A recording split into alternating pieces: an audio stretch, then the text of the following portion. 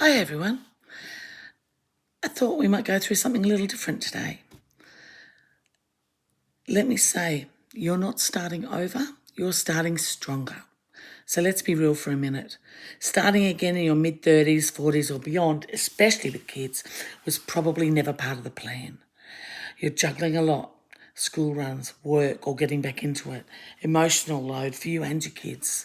And somewhere in the middle of that, trying to figure out what your financial future looks like. It's a lot. And when it comes to property, most women I speak to in this stage feel one of two things. There's no way I can do this now. I can't do it on my own. Or I don't even know where to start. So let me say this clearly because it matters. You're not starting over.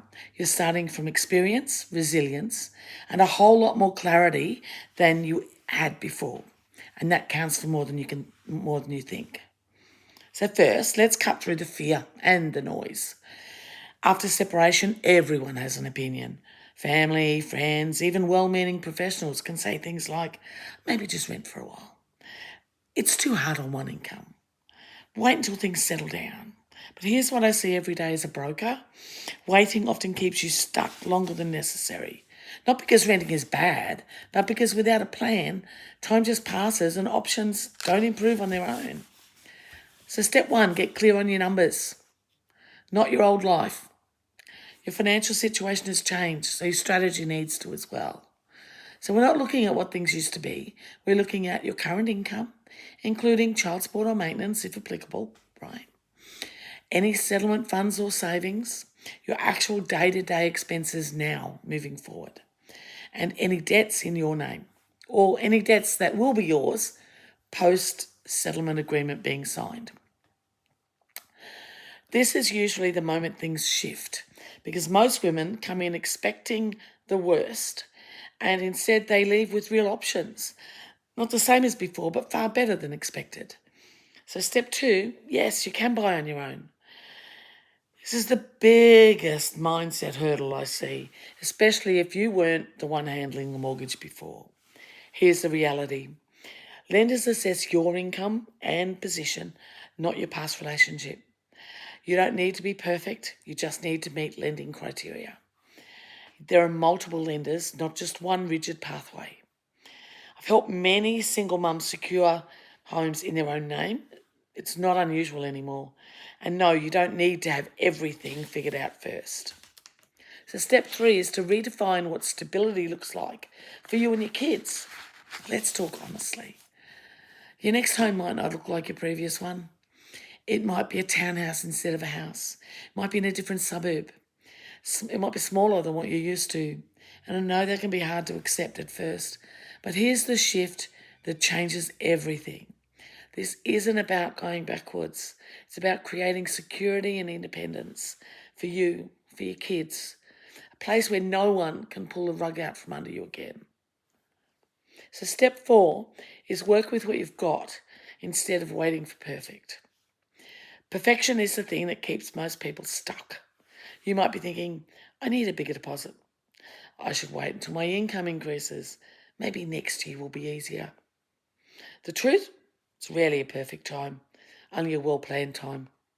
Depending on your situation, you may be able to move forward with a smaller deposit, settlement funds, or government schemes. Did you realise as a single mum that you could potentially buy with only a 2% deposit? Sounds better to me. And yes, there can be trade-offs.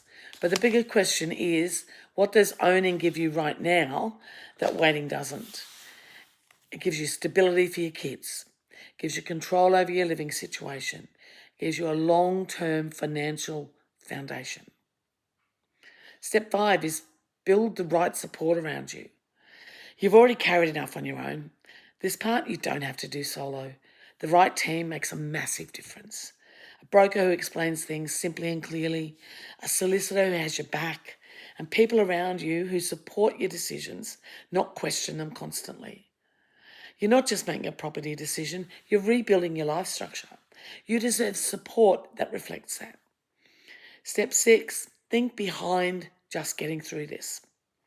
Right now, it might feel like you're trying to stabilise things. Totally fair. But buying again isn't just getting through. It's about setting up what comes next. Because once you're back in the market, you can build equity again, you can create options for the future, you can give your kids a sense of stability and home. This is where the shift happens, from survival mode to forward momentum. So finally, you're building something that's fully yours. I've seen this moment play out many times.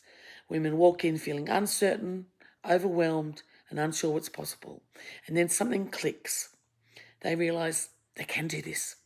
They are capable. And they don't have to rely on anyone else to create stability again. So no, this isn't starting over. This is starting with more awareness, better boundaries, stronger decision making, and a very clear understanding of what matters most. If you're in this phase and wondering what's actually possible for you, it's worth having a conversation. No pressure, just clear numbers, honest answers, and a plan that fits your life now.